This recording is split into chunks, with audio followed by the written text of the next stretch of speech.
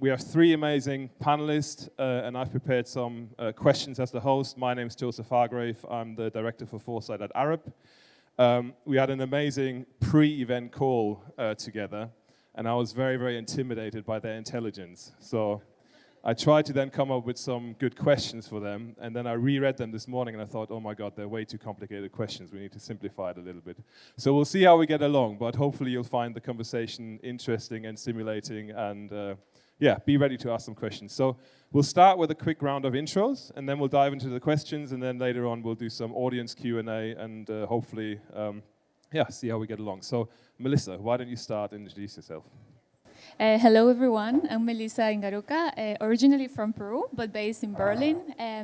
And I would say I'm just wearing many hats in terms of what I do. Overall, I think I navigate in a transdisciplinary space, trying to aim towards defining multi-species design. So I'm a bit in communities of nature resolutions. I'm also part of a Berlin-based community of biodesign that we work with fungi, and also part of the community of Foresight, which a lot of peers maybe are here today with us. Connected to the School of International Futures. So some of these are my connections. Hi everyone, I'm Adib Dada. I'm an environmental architect and a forest maker based in Beirut in Lebanon. And my work has been really about, started my career building habitat for humans, sustainable habitat, regenerative habitat. And over the last 5 years, it's moved really into engaging communities and building habitat for other organisms. So through doing community-led urban afforestation projects. And at the moment, really working on how do we bridge these two kind of seemingly separate things into building interspecies habitat. Hi, everybody. I'm Johanna Hoffman. I'm an urbanist, I'm a researcher, and I'm a strategist. I work at that nexus between design, planning, fiction, and futures. I run an organization called Design for Adaptation. We combine strategic planning with speculative futures approaches, so the slightly more creative side of futures work. All right, thank you all. So Melissa, we're going to dive straight in, and just based on the introductions, it's quite interesting. The question that is emerging a little bit is this idea of multi-species design, and I have to admit that before the call, the four of us had together, I didn't really, know that much about multi-species design, but it seems to be something that is really starting to come into this space of urban planning and design, the idea of developing spaces and environments that go beyond the needs of humans. So Melissa, could you tell us a little bit about what multi-species design actually is and why it matters, and maybe some examples? Thank you, Joseph. And before answering that, I think also I want to say why the question matters. And so for me, a lot of times I heard, and maybe some of you have heard, that we live in a crisis of imagination. And I actually think that we're facing something deeper, that we have a crisis of meaning. And coming from there, I think we really have to recognize how this nature-human dualism and these ideas of human superiority and exceptionalism, they are what have created our present, and also what they have shaped is the more modern cities that we have, that we know how they're expanding at the cost of the biosphere, climate change, loss of biodiversity. And so from that perspective, I think we are faced with the responsibility of really seeing what kind of seeds, what kind of ideas are creating these futures. And so that's kind of the umbrella where I started with that concern to look into what seeds of radical thinking I could find in terms of post-anthropocentric thinking. And so that's kind of where my connection to multi-species thinking started. And by the way, that has also different names. So maybe some of you have heard it as more than human thinking, regenerative sustainability also shares some ideas with that. But overall, I think as an umbrella, multi-species thinking is a call to embrace and care for the well-being of more than human or other earth organisms, right? And not just in a paternalistic way, which I'm not sure if that's the right word, but actually to also consider the agency, their intelligence, and to work with that.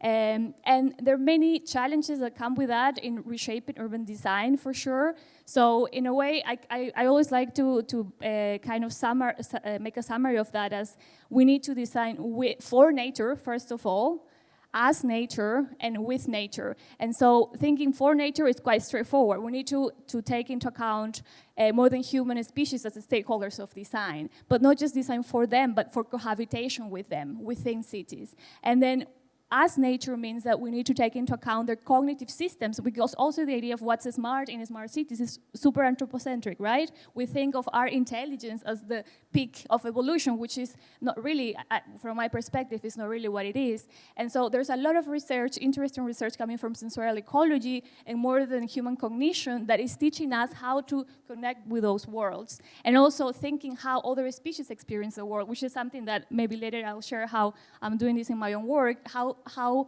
these species connect with ecology through their own sensorial systems. And finally, designing with, I think that's more straightforward for people that are maybe doing interesting work in material research, biodesign, because there we are actually collaborating with the metabolism of a species, where, by the way, I would say that there's still a lot of exploitation in that area too. So also we should think not just from a utilitarian point of view, the design outcome that we get when we do biodesign, but actually how to create habitabilities for these other species in the things that we do. So all on this, just as an umbrella, maybe I will dig deeper with an example in the next round, but for now, yeah. Amazing, and you're going to explain post-anthropocentric later as well, because that's another one that I had to look up, at least, I'm honest here. All right, Adib, COP is happening the next few weeks here in Dubai, a very exciting time, and you've been working on a project. You've been working on a pavilion for COP, and really, really keen to hear how perhaps multi-species design has played a role in that project. So tell us all about it.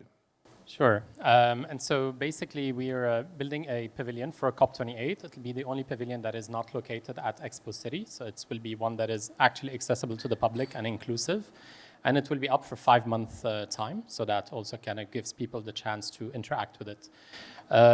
This is our first attempt to meaningfully bring together our kind of like architecture and building human habitats with building habitats for other organisms. So what we intended to do here is to, like pavilions are usually temporary, they're usually very wasteful. And so we really designed and thought about this as what is going to happen in its second life. So this is not something that's temporary and then that's going to go to a landfill or be recycled, and so that was very intentional. And so we started looking at talking to botanists, soil scientists, bird specialists, and all of that to understand what would it take to bring life back to a city such as Dubai, very urban environment, very manufactured urban environment, and degraded ecosystems. And so at the basis of life is healthy soil. So we're working at the Jamil Arts Center garden space, and we looked at how do we take the waste from that museum and start integrating that within the project. So really also looking at closing circularities. So we are collecting, let's say, the gypsum waste from exhibitions, temporary exhibitions, wood from temporary exhibitions, as well as the food and coffee waste from the museum. All of that contributes to making healthy soil. So taking the degraded land from around the museum and turning it into healthy soil and compost. Then we looked at the basis of life. There's healthy soil. We need water. So we are pulling water from the air, from the humidity, using air-to-water generators. So in this way, we have a fully sustainable, self-sufficient solution that we are showcasing in this pavilion, and it's providing fresh drinking water for humans, but for other organisms as well. Then we are using that water also for the watering of our plants and for doing passive cooling ventilation, which are looking at strategies from this region and beyond in doing passive cooling for the pavilion. And then we're looking at plants. So soil, water, and plants. Once we have plants, this is the basis of life. We have the food for humans. So using that compost, and we're then planting vegetables that will then go back into the museum, restaurant, and cafe, closing that loop. But also providing, shining a light on the edible and medicinal species of this region, and the native species that are going to provide food for all sorts of insects, amphibians, and birds as well. So building up that chain of life. And then the fourth pillar is energy, looking at sun. How does sun and wind and eventually wave energy shape our pavilion? So it's really creating this living forum. So it's called Tarabut, weaving a living forum. So weaving together or bringing that space for interspecies communication and collaborations to happen. So as Melissa was talking about, designing as reintegrating our role as nature and understanding that we are part of nature and we need to be in conversation with the rest of nature and the organisms. So this will hopefully be up in a week's time and up for 5 months. Yeah, hopefully it'll be up on time, yeah. And if you're very, very nice to Adib, he might be able to arrange, tours or more information on the pavilion. So please do reach out to him if you would like to see it. I highly recommend you making the trip when it's up, and if you're still in town. It sounds absolutely fascinating, the project. So well done for when it's done. Johanna, what this kind of points to is this diverse need of both human actors, where we're becoming, more conscious of the diverse needs of humans, and now much more conscious about the diverse needs of non-human actors.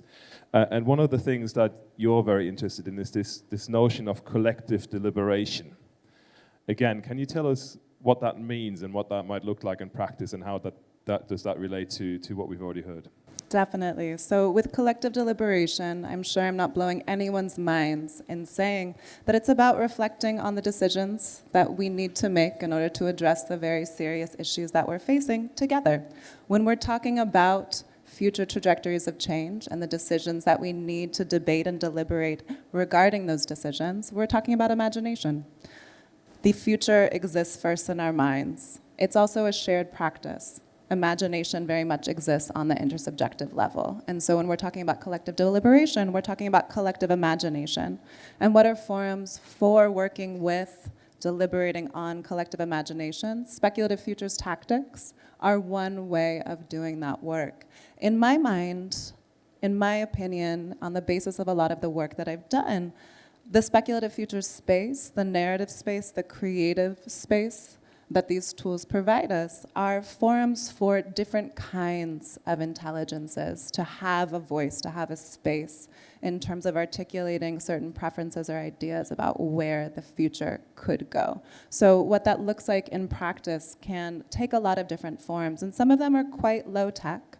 Some of them can be, I think, in my opinion, what you're talking about, Adib, with this pavilion, is very much creating a future space, even though it's being built in the present, of where we can build these interconnected systems. So I think when we're talking about facilitating imagination and collective deliberation of where we want to go in the present moment, these present spaces are really fecund areas in which to have those conversations. And I think the facilitation of those spaces is one of the critical pieces. It's not just what we're showing people or demonstrating or hearing about, it's how the conversations get facilitated in the process. So I would be fascinated, if we can't do it on this COP, maybe another time, how can people engage with this particular pavilion that you're building, and what are their reflections, thoughts, ideas that come up, and then how can we translate some of those reflections into a basis of what are some of our shared concerns, what are some of maybe our collective fears, what are some of our shared hopes, and start to translate those points of commonality into a more cohesive vision, trajectory, strategy that we can then implement over time. So some of them are also virtual. I work on different video game environments that are trying to depict different articulations of longer trajectories of urban change. And when I work with people as collaborators on those spaces, there is a kind of shared language that can occur that can help us to refine our ideas and our shared imaginations about where we want to go.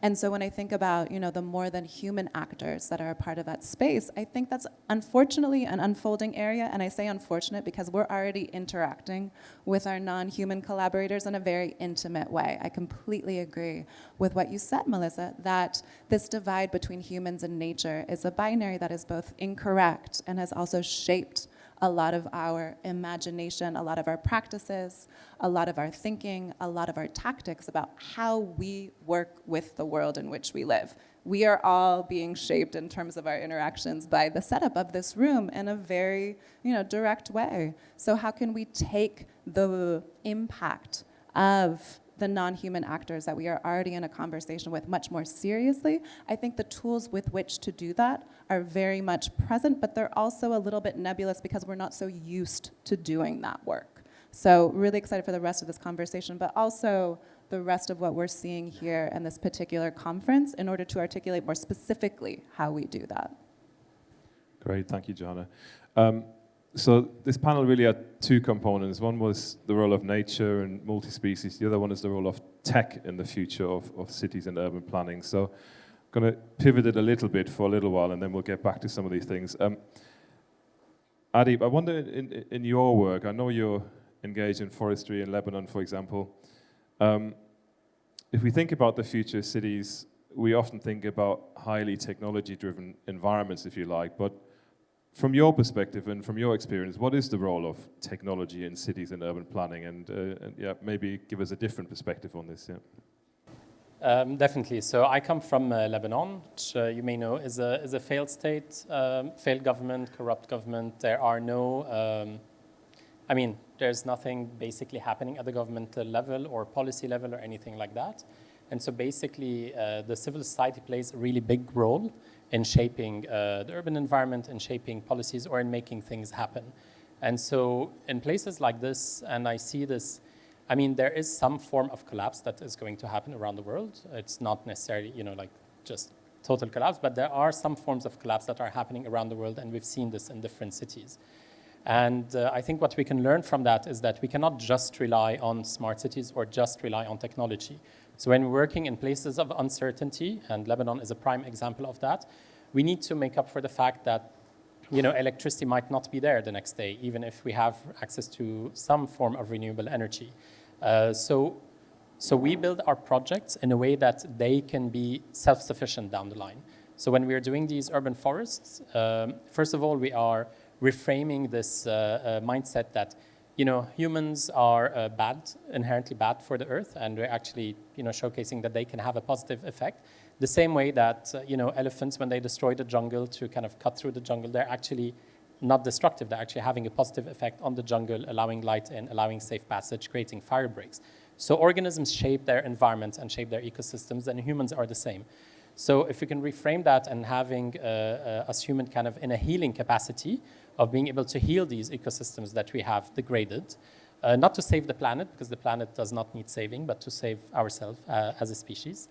And basically doing that in a way that does not necessarily require tech. So in Lebanon, we do these forests, we engage with the community, everything is done mostly by hand. Lots of community involvement. We're really empowering communities to be able to reclaim degraded lands that the systems in place have deemed as unnecessary or left over, or have used them as landfills and things like that. So we're reclaiming, giving them the agency to reclaim those spaces, turn them into public space, into green public space, having them engage in the planting, but also, more importantly, having them engage in taking care of these places. So for the 3 years that our forests need maintenance and watering, this is what the community is doing. This is what we're involving the community in. And then after that, these forests become self-sufficient. So they are providing benefit for humans, for other organisms, for reducing urban heat in the city, reducing pollution, restoring the water cycle. So many co-benefits. And they become self-sufficient. So if we were to disappear, if money were to run out, if technology were to stop for any reason, those are actually going to keep on going and thrive without us. So technology is great as an add-on that can augment the work that we do, that can help us with research, with monitoring, with all of that. But for me, it's not the backbone of the project. It comes as as something to augment it and to make it better. I think that's a really interesting notion around resilience there as well, and designing for resilience and circularity, like as well with the pavilion, kind of going back to that. So when I spoke about the second life of the pavilion, the pavilion does not have any form of technology to it. It took technology to draw it, to design it, to build it. But at the end of the day, once the 5 months are over, this pavilion is disassembled. All the plants are distributed across the UAE to integrate, to communities and to go into people's garden, disseminating the native plants around the UAE. The structure itself was designed already in mind through discussions with coral reef restoration practitioners in terms of what material is needed, what kind of treatment is needed for this material. So it's raw steel that is not treated. It is spaced at a very specific distance so that this is the ideal for coral reefs. So at the end of this, once all the different parts of the pavilion are distributed to people's landscapes, and then the structure itself is dumped into the sea to become the start of a coral reef restoration project. But that's already been designed, so that's kind of thinking also about very low-tech ways of making this happen that does not need any sort of follow-up. Very cool. Johanna, speculation and science fiction plays a big role in your work. So in the context of that, how do you see the relationship between humans, nature, and technology, also that triangle, if you like, evolve over time? Big question, and one of the things that comes directly to mind when I think about that nexus is the capacity to use systems of generative artificial intelligence to help us become better systems thinkers. The systems in which we live, hugely complex, cities becoming a lot more so. And Adib, I would completely agree with what you're saying about how can we utilize technology to facilitate spaces that are resilient even when there's no communications capacities available. That said, when we are existing in those spaces where we don't necessarily have communications capacities, ideally we're still able to explore and understand and feel into the complex systems in which we engage. And that can be quite difficult when we are humans who are designed to think about the near-term dangers and issues that we have to handle in order to survive. So we are, I think, as our world becomes much more fast-paced in terms of its changes, in terms of its intense challenges that it's facing, and we, by extension, and as creators of those challenges, are facing as a result too, I think in order to navigate those challenges and identify solutions that hopefully won't create more problems when we implement them, we need to understand the systems in which we are interacting. I think artificial intelligence, generative AI, digital twins, these are not silver bullet solutions, but I think that they do offer certain avenues in which to explore how these systems are interconnected. Our telecom infrastructure is not just satellite communications, it's also undersea cables that are more or less the width of a garden hose. Those are really sophisticated, complex systems that ideally we need to be working with. We also need to be working with the socio-ecological systems of which we are inherently a part. So how can we be sensitive to the magnitude of those systems and our place within them? I think being able to visualize some of those aspects at the different scales in which they occur is one piece of the puzzle. What does that look like? I'm working on some different frameworks. I know other people here are also assessing what that can look like because, again, generative AI is not a solution in terms of a simple fix. I think being really attuned to how different algorithms are developed, who is doing the developing, for what purposes, how is particular aspects of data being both harnessed and also synthesized, hugely influential and potentially game-changing. So I'm both excited at the potential for how different tools like artificial intelligence, city spaces, natural systems can start to work together, and also hugely frightened. So we're at a very particular point of transformation, and taking these issues, these trajectories of change seriously, I think can be helped by becoming the better systems thinkers that we have the capacity to be, but it's quite challenging. And so how to help each other do that, I think harnessing these tools for those purposes can play a role in that process. Thank you. Technology is the answer, but what was the question? Is the famous quote by William Gibson. I think that we can continuously remind ourselves of that. Melissa, this is a question I have to read out because it's otherwise I will definitely get it wrong. But how can technology help us transcend post-anthropocentric design to actually reshape our material and cognitive relationships with nature? You'll have to go slow on the answer, I think, because the question is so complicated as well. But yeah, over to you. Thank you, Joseph. So I think something that is good to clarify from within this multi-species thinking is that we really shouldn't be turning ourselves against technology, but it's more to know that the problem we have is technocentrism. And I think maybe some of you would agree with that. And that's evident in many things. Just now we are sitting in the week of COP, and we see how the narratives of net emission technologies are coming together with our almost like an ability to bring those emissions down, right? So I think for me that the important thing is to frame the use and also the creation of new technology from within this critical view of trying to do it with nature, for nature, and as I said before, as nature, right? And then to explain this better, maybe I would just give the example of what I'm doing in this project called Endarken. And so maybe a lot of you already know that we have a problem of light pollution in cities, and I think the numbers are around 80% of the population of the world living under light polluted skies, and I think that's even 90% for Europe and America. And so if we just go with a technical solution, right, to address this challenge, we would say, okay, let's then have responsive light infrastructure, maybe change from white and blue, which is the most detrimental type of light for biodiversity, to red light, and all of that is for sure good, better than doing nothing about it, right? But then we come now with, let's see, what is the multi-species lens adding to this for the reflection on technology? And I would say what is targeting is the narrative of light and darkness at night. So when we think about that narrative, what we realize is that suddenly the story of modern cities is a story of the triumph of light over darkness.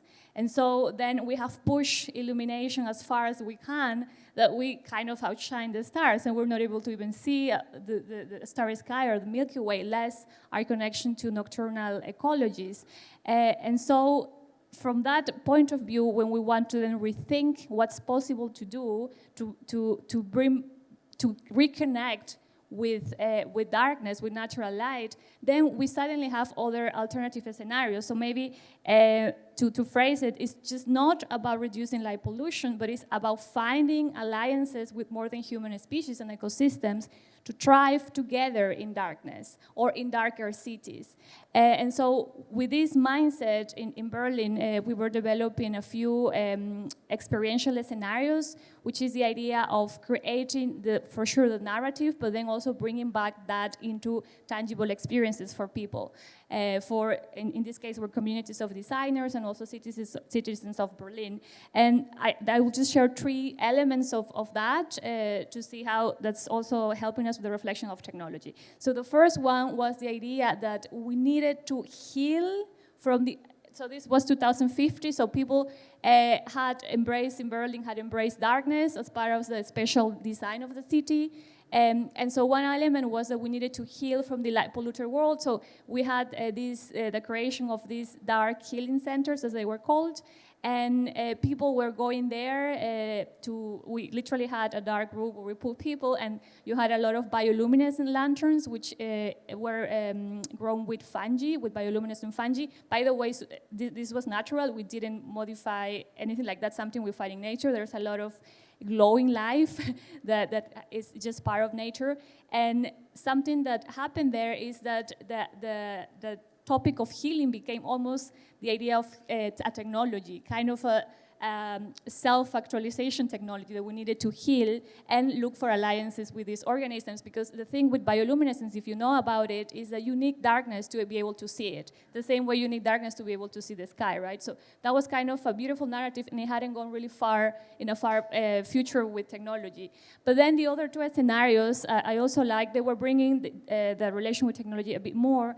The second was performance of a dark fashion co-op. So again, with the idea there that we were fabricating wearable light, and it was about finding ways to decompose a lot of the waste that we had in the city in that scenario, and create textiles that would have either bioluminescent fluorescent mushrooms that we could grow, and people also were empowered to fabricate and knit these kind of textiles, speculative, but actually really possible with today's technology. And the third one was a bit like this also, but now with architecture. So it was the idea of a forest lab where people were recycling a lot of trees that in that scenario were the result of a heat wave impacting Berlin, and we had a lot of dead organic matter available because trees had died in that last heat wave. So those trees were taken to that lab, and from that we were inoculating with, again, bioluminescent fungi, which would decompose and create these bioluminescent architectures. But of course, there are many technical details of how that would work, but the idea in these 3 scenarios was repeating. We needed to look for alliances with organisms, not just to go for in the future, but actually to heal the things that we were facing in that scenario. So there was a lot of that, and that's maybe the point that I want to stay with, that it's not just about jumping into the future, but actually knowing how to heal from the present that's coming to us, and how technology can help us to do that, how can it help us to create scaffoldings to grow nature, how it can create ways to understand the way that those cognitive systems work, but it's about that more than just bringing emerging technologies into the mix. Yeah, so a big component around restorative and regenerative design as well there. And I think the thing that's perhaps fascinating, so first of all, I think the idea of nighttime design is really interesting. How do we actually design for the nighttime and thinking about that much more consciously?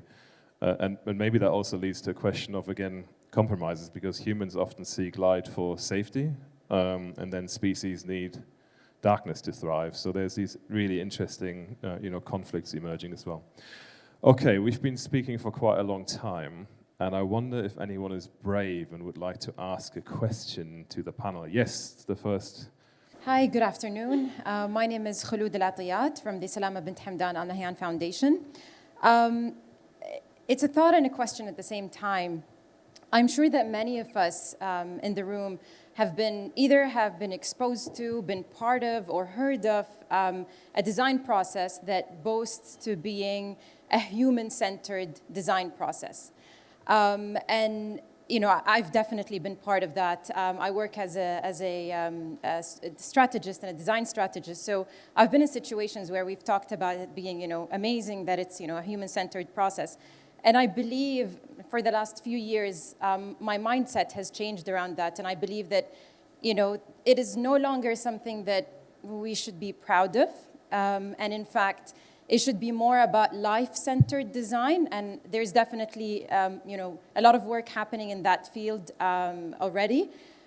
However, the question is, if we were to move from a human-centered design, which is one of the reasons why we find ourselves in a lot of the situation that we're in here today, to a more life-centered approach, which considers all forms of life, not only human beings, at the center of it. How are other forms of life impacted? How are they, as you guys have been talking, how can we work with other forms of life instead of just for other forms of life? What would it take for that shift to make? Keeping in mind, a lot of it is about mindset changes, and mindset changes is one of the most difficult things to approach, because that then leads to behavior change. So any thoughts on how do we shift potentially from a human-centered design to a life-centered design approach? I'll do my best to keep what is a super detailed and amazing question and my response to it very short. One way that we can do that very important work of changing, as you say, the mindset that is required to engage in multi-species collaborative design more than human design, I think is in what some people call the priming stage. How do we engage in a process? Because it's a process. It's not, a 1-2 hour workshop experience. What is a priming experience that can get us thinking in the mindset, in the priorities, in the language perhaps, of the species that we're trying to take into consideration or account? Some people do this work with trying to understand what, alien species might be, but they look specifically at different sorts of cetaceans, so animals that live underneath the surface of the ocean, different kinds of whales. They have different forms of communication, and there can be ways of priming our mindsets to try and understand what those forms of communication and therefore their priorities might be. And it can be as simple as listening to whale calls. Some people have used facilitation techniques that are about basically trying to watch these animals through videos play with each other. What are their mechanisms of communication? What are their different devices for translating information as a result? So when we're trying to talk about shifting our mindsets, it's a very long process. Our ingrained imaginaries have been shaped over so many millennia for so many reasons. And when we're trying to challenge those assumptions, those norms, and how we see ourselves and our connections with the wider world, again, these interactive experiences of play, of exploration, of storytelling, which we can do through these different facilitated experiences, is a powerful point of departure, but it's a departure point. Adib, what do you think? For me, it's really, it can be quite simple. Just kind of like this nature immersion, like how many of us actually go into nature and spend time there, not just go for a hike and then I need to get from point A to point B and then, I need to take some pictures and do this, and that. So it's really those experiences of spending meaningful time in nature And it doesn't have to be like wild nature. It like can be the park or the tree under your house or something where you're just observing the changes. You're observing the changes over time. You're noticing the little details that you would usually miss. And then you would kind of see, you know, some insects coming at specific points of time, some birds coming at specific seasons. And it really reconnects you with the sense of place, whether you're in an urban setting or not. So it starts kind of like very, very simply. And then you sort of, you know, try to envision like why are those organisms here? What are they benefiting from? And then how can I maybe contribute to making that space better for them? So this is where you kind of start thinking about putting yourself in there, you know, trying to see what they are finding attractive in this area. So that can help us change that mindset. Melissa. I agree with you with this. We cannot change, I think we cannot change our thinking of nature by keeping ourselves distance from it, right? I think that should be really straightforward. And so perhaps we are so over-focused on producing more data, and of course in the era of big data, we just want to understand everything. We just need the numbers and the graphs and so on.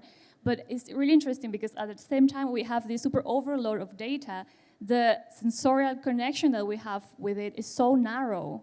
And even if we are seeing numbers or, you know, things about nature, we actually are still, you know, keeping the sensorial disconnection. So I would say that any kind of pedagogy or method that is about embodiment, situations where we are embodying our experiences with nature, I think that's for sure, for me, it's a recipe that would work.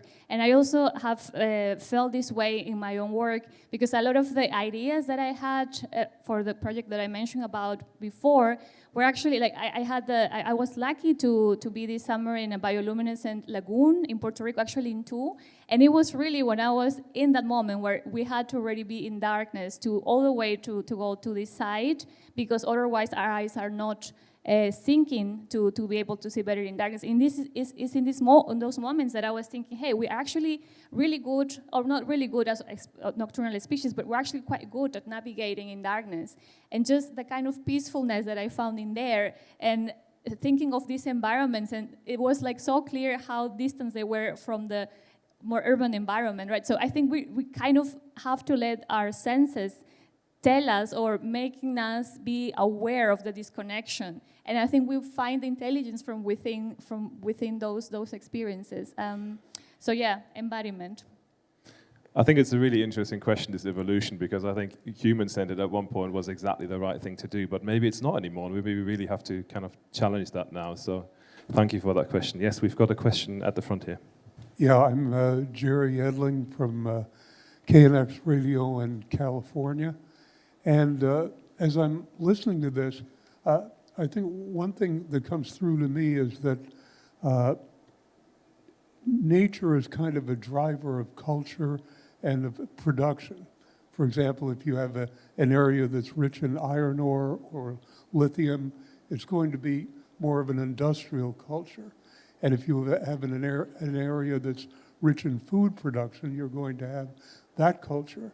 So given that, I'm wondering, with the advances in transportation, I'm wondering if we should be moving toward an urban configuration of sort of having archipelagos of common production, like one all connected by high-speed rail or hyperloops. And so, for example, you could have an area of food production or car production or that type of thing. Should we be moving toward that area as a design process, or should we diversify large cities or large urban areas, whether or not they have the resources, given the fact that so much depends on intellectual resources now rather than natural? And if we do that, if we do either scenario, what do we do to keep the diversity of species alive? I think in the framing of your question, there's a pretty important underlying worldview point, which is very much about the world in which we live as a resource mine. And that's a particular worldview, and I think it's one that has very much shaped a lot of the development trajectories that we've experienced over, for sure, the past century and a bit longer. What I think is a powerful reframing of that question, perhaps, is how can we engage with this world, the many different ecosystems and species that we share it with, in a way that works with them? So one way of, an example, I wrote a book last year, and one case study that I spent a good amount of time on is a spot called Agbag Bloshi, which is one of the largest e-waste areas in the world. So a lot of computer parts are deposited there, a lot of refrigerators, and it's also created a lot of environmental hazards as a result, because people there do a lot of scrapping and a lot of recycling in order to make their living. So they're extracting pieces of copper, other sorts of wires, different sorts of precious lithium batteries to reuse them. It's created a lot of environmental issues and also a lot of public health hazards. So when people have gone in from the outside of that community to say, we need to solve these issues, what that's created is both a lot of antagonism between the different communities who live there and different power structures who would like to help. And there were some designers who went in and said, what if we could look at this resource problem, what to do with a lot of this waste and where it goes? Because whenever we're extracting something from a part of the earth, oftentimes there's a waste stream that has to be deposited elsewhere. And look at it as these people are creating a pretty remarkable circular economy. They're doing a lot of recycling here. They're doing a lot of not extracting more from the earth, but also reusing what has already been extracted in a pretty nimble and creative and also economically productive way. How can we support what's already happening here in terms of creating the circular economies that many people are advocating we need to do more of, and really help what's already happening and accentuate the positive?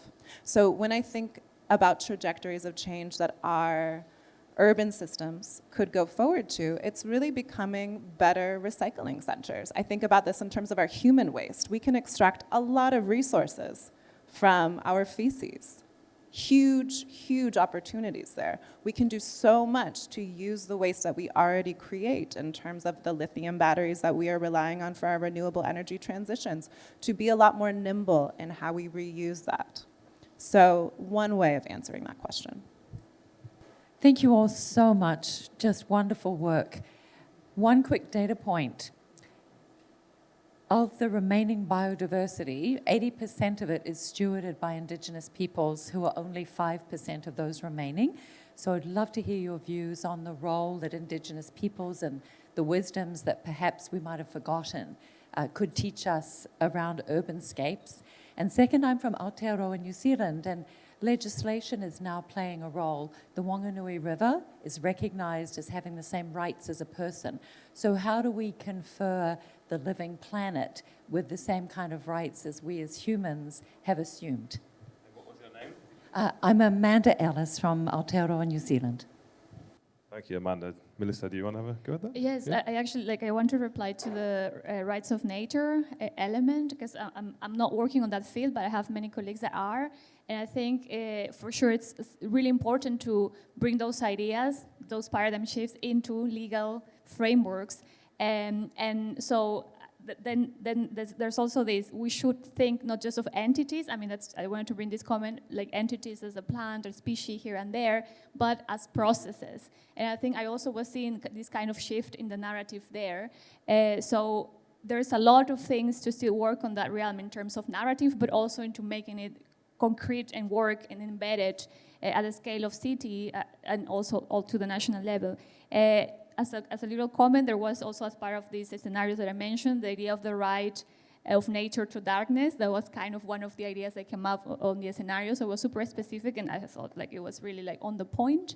And to the other question of the indigenous worldviews, I do feel we have also responsibility. If we have been raised and educated in the Western thinking, we for sure, I mean, I'm for sure happy that there's this relational term and multi-species and other narratives are part of that, but I don't think it should be by any means then become another form of colonization. And for sure, relational thinking has been with us longer and has been embedded already in indigenous culture. So actually we should be learning from, but also not imposing the narratives that we come up with in the recent years, even within Western academy or so, yeah. So we're going to have a final quick fire round of questions, and this is like a 10-second answer max. So this is the challenge to the panelists now. But based on our discussions and based on this being kind of like an action-orientated forum as well, from each of you, what is the one thing you want the audience to do after this conversation or take away? Johanna, do you want to go first, and then we'll go Adib and then Melissa? So I think in terms of actions that we all can take, ways of becoming better systems thinkers that harness tools to make these larger abstract systems personal. And my personal favorite, which I recommend you all engage with, is a particular kind of speculative futures approach that might engage with you. So whether that's writing a science fiction story about a particular future and trying to engage with some of these larger systems of change and making them personal. What does that mean for you, your family at these different trajectories of time in which they or you will be living on this planet? It could be some sort of role play interaction. It could be a particular kind of creating an object from the future. Again, when we become better systems thinkers in ways that are connected to a personal scale, the human scale, our scale, an embodied scale, I think that's when we become the kinds of system thinkers who can hopefully create more help rather than harm. All right, so be systems thinkers is the first one. Adib? Maybe shift from kind of thinking about globalization and all of these kind of big systems and how to solve all of these big issues, and really start to think about your own locality and really understanding your location, because you can make a lot of change at a small scale in your locality, and then that change can actually scale up and have ripple effects. So if each one of us were to kind of really think and understand their own localities, and then starting to make those little changes, those little ripples, and that's also very inspiring for other people to take on and then to eventually scale. So being hyper-local. Start local. All right, Melissa? I was thinking if this work makes sense, as a tip to do an archaeology of your own imaginaries. I don't know if it makes sense, but kind of my idea is look at the imaginaries that you are coming up with, maybe when you think about the future of cities, and just to try to see how much of those are path dependent on the worldviews that we're trying to transition away from. And I think this is really it's an iterative exercise, right? Because we are, of course, always evolving our thinking, but we need to be reflective in the process of doing so. That's fine. And mine is listen to the advice of our wonderful panelists. That's easy. So thank you all so much for listening and engaging. Thank you to the panelists.